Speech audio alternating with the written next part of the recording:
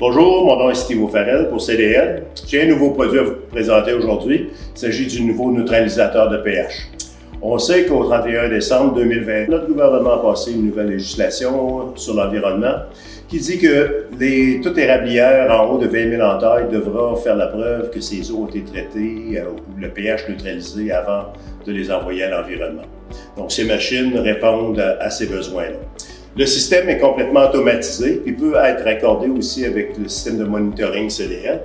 Donc, au moment où vous avez une station qui va émettre des eaux soit acides ou alcalines, par exemple l'osmose inversée, ou ça peut être encore la station de lavage des pannes, parce que ces eaux-là aussi vont devoir être neutralisées. L'appareil vient complet avec le panneau de contrôle, l'écran dessus, ce qui est fourni avec une valve 3 voies. Cette valve-là va diriger les eaux acides ou alcalines vers le bassin de neutralisation. Vous avez l'autre valve qui est tout de suite à côté. Ça, c'est une valve une voie. Donc, elle est pour vidanger le bassin.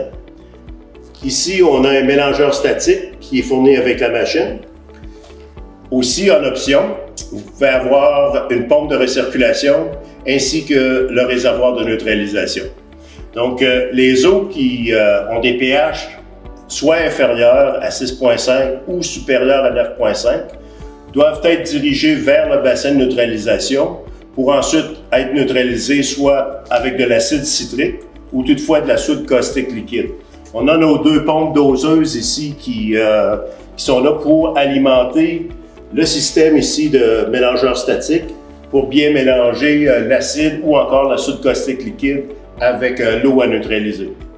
Donc, l'eau est alimentée vers le bassin de neutralisation ou le réservoir de neutralisation.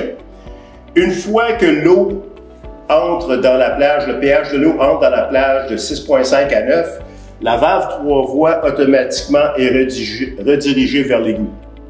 Okay? Parce qu'on n'aura pas besoin de neutraliser cette eau-là. Ce qui diminue le volume d'eau à être neutralisé.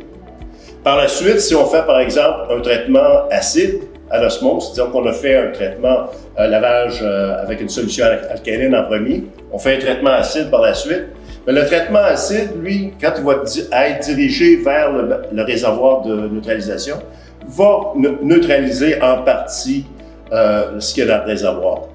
Deux sondes à pH sont installées sur le système, une sur la ligne qui amène l'eau vers la machine, qui est placée avant la valve 3 voies. C'est cette sonde-là qui va donner un signal à la valve 3 voies, soit de se tourner vers l'égout ou de l'envoyer au réservoir de neutralisation.